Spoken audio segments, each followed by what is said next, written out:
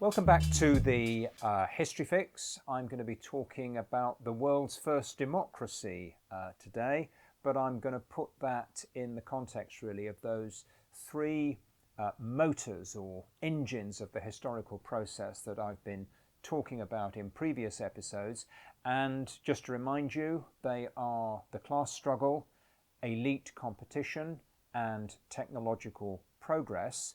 And I think if we take those three engines and we look at how they're working in the context of a particular part of the world and a clash between two different civilizations in the Iron Age, we'll get a deeper sense of how those engines interact to create the historical process.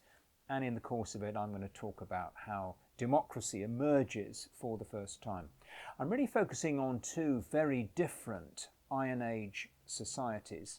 One of them was the biggest empire ever constructed up until that time, which was the Persian Empire, built in the course of the 6th century BC by great conquering emperors, three of them in particular called Cyrus, Cambyses and Darius. And by the end of this period of imperial expansion, they had constructed an empire which stretched all the way from what is today Bulgaria in the Balkans, right the way across Middle Asia as far as the borders of today's India, and in the other direction, north to south, stretching from the Caucasus Mountains down to the Sahara Desert. This was an enormous extent of territory brought under the control of the Persian emperors very quickly. They organized their empire into a series of provinces under provincial governors. The provinces were called satraps. And the idea was that the provincial governors would organize the payment of tribute, which was sent to the center of the empire and stored up as treasure, and they would also, when necessary, levy manpower to work on imperial infrastructure projects, and manpower as well for the Persian Army when there was a mobilization. This empire, the greatest ever seen up until this point in history, looked as if it was just going to expand and expand and expand on the basis of an Iron Age technology that was delivering enormous surpluses of wealth into the hands of the Persian emperors.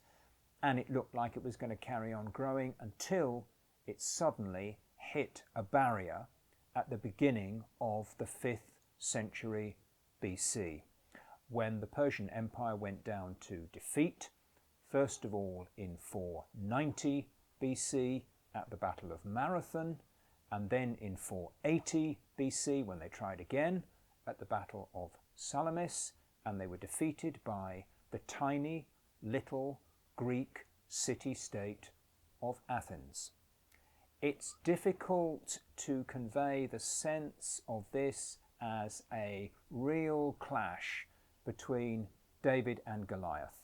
It's probably the case that the total population of Athens at this time was about 200,000 people, and the total population of the Persian Empire at this time was probably 500 times greater.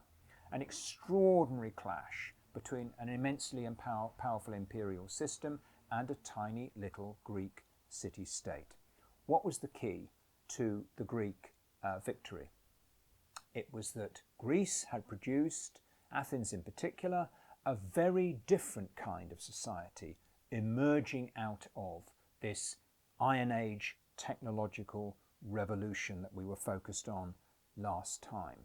Instead of a great empire and a very powerful ruling class, what we saw was a society based on citizenship, a society based on the fact that the great majority of adult, free, citizen men had an obligation to do military service. They formed a city militia, and the fact they formed a city militia gave them political rights, political power.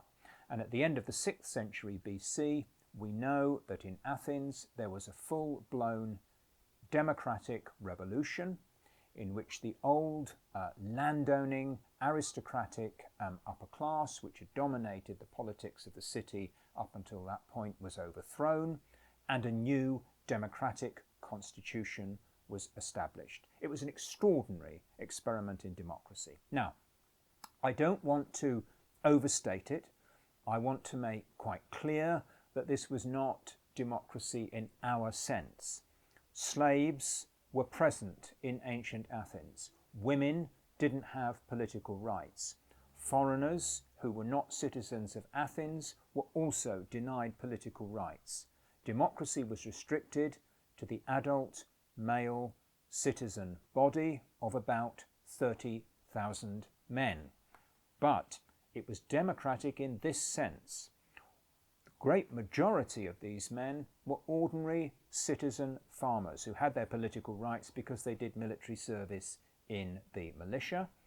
And the democracy that they were part of was not a representative democracy, but a participatory democracy where they attended the meetings of the popular assembly in person with the right to speak and the right to vote. A much more vibrant kind of democratic experience than we are used to in our own world. It was this democracy of ordinary working farmers that brought the Persian Empire to defeat on the battlefield of Marathon in 490 BC, and again it was the ordinary working farmers enrolled as rowers of the triremes, the warships of ancient Athens, who brought the Persian Empire to defeat at the Battle of Salamis in 480 BC. An army of free men and a navy of free men defeating the greatest empire in the world at the time.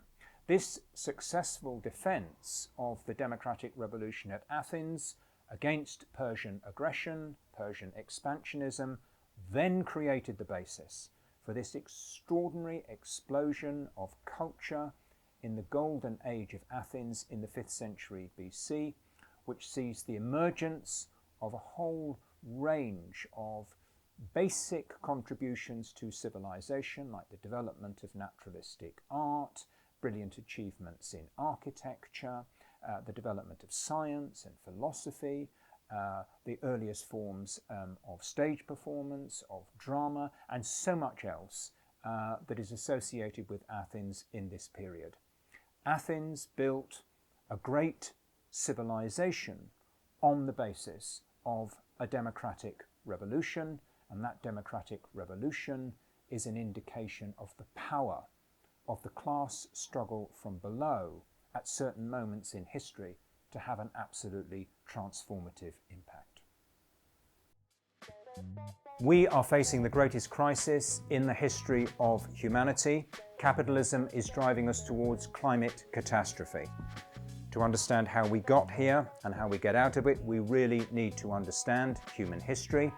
What we're trying to do here at the History Fix is to give us the understanding of the past that we need to equip us to fight for a better future. If you like what we're doing, please share and subscribe, and also contribute to our Patreon page. Thanks very much.